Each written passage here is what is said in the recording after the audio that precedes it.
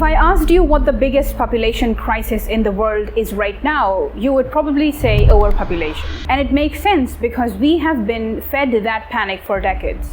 But the truth is much stranger. We are actually living in a world split in two completely different realities. In some countries, streets and schools are overflowing with a massive youth bulge, but places like Italy, Japan, and increasingly China are aging so fast that entire regions are turning into ghost towns. Today is World Population Day, and the crisis isn't just about whether we have too many people, it's about a massive demographic shift that is quietly changing who gets to work, who gets forced to migrate, and who gets left behind. Let's look at the first extreme, the youth bulge. In countries across Africa and South Asia, people under 24 are becoming an absolute majority. Demographers call this a youth bulge, and it is a double-edged sword. On paper, having a massive energetic youth population can trigger an economic boom, but what happens when all those young people get degrees and there are no jobs waiting for them? You get unrest. Recent waves of political instability and protests in places like Bangladesh, Iran, Nepal, and Sri Lanka have been directly linked to this frustrated youth demographic. They have the energy, but the system isn't giving them space. Now flip the map. Japan, Italy, and increasingly China are stepping into an unprecedented era of aging. In some of these countries, nearly a third of the population is 65 or older. Economists call this the new demographic reality. When the numbers of retirees grow faster than the working age population, the math breaks down. Who builds the roads? Who works in hospitals? And most importantly, who pays the taxes to fund the pensions? This isn't just a future problem, it is reshaping the global workforce right now. Regions with growing working age populations have a chance to reap a demographic dividend, but only if they can actually employ them. Because they often can't, we are seeing a massive shift in global migration. Aging economies are increasingly relying on young migrant workers from lower income countries to keep their societies functioning. We are talking about nurses, construction workers, and care staff, young bodies moving into old societies. While international migrants still make up only about 3% of the global population, the absolute numbers have surged since 2000. And this creates a profound political tension.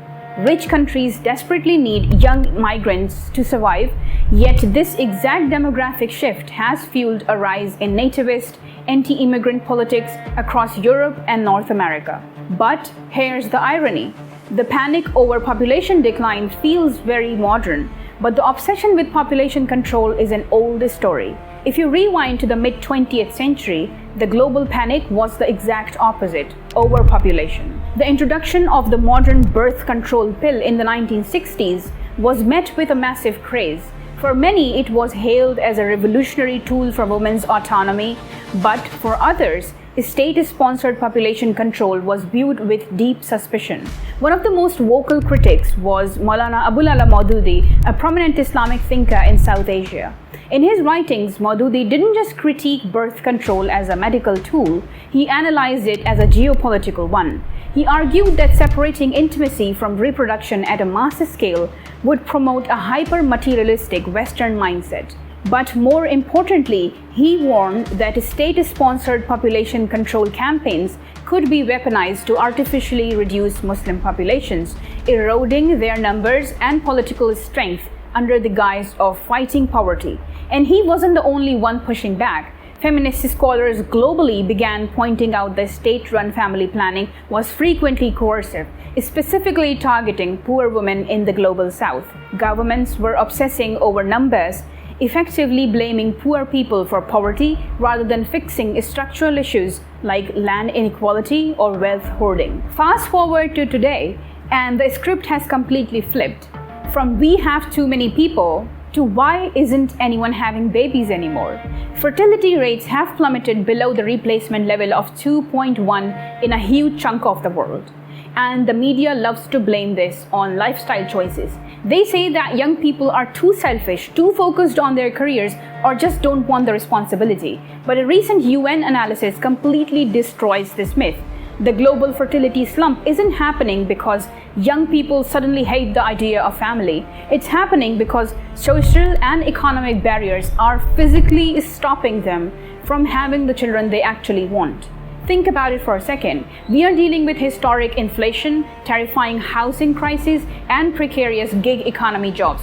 How do you plan a family when you can barely afford rent? Add to this a global mental health crisis, burnout, and climate anxiety. Modern society expects intensive parenting. The idea that you must be endlessly available financially and emotionally for a child, and it raises the perceived cost of parenthood to impossible heights. Yes, greater awareness and access to family planning means people are not forced into having unwanted births, which is a massive success for bodily autonomy. But it also means that when the system is hostile to human life, low wages, zero childcare support, endless work hours, people will simply opt out. So how are governments responding to this? Panic. Pure panic. We are seeing a massive rise in pronatalist policies. Countries like South Korea, China, and several European states are throwing tax breaks, cash bonuses, and housing incentives at citizens, begging them to have more children. But here's the catch. Throwing a little bit of cash at a deep structural problem doesn't work.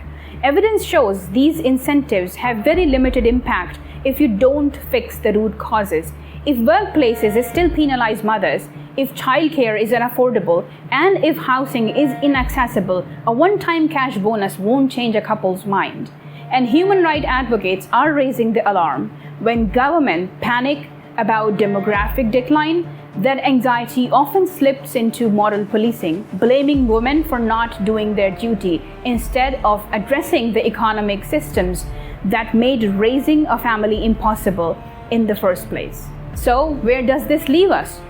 The demographic dividend in young countries will only work if we invest in real education, mental health, and decent jobs, not just treating young people as cheap labor.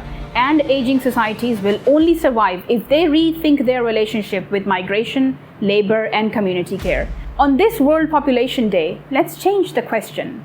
The issue isn't an abstract debate about whether there are too many or too few people.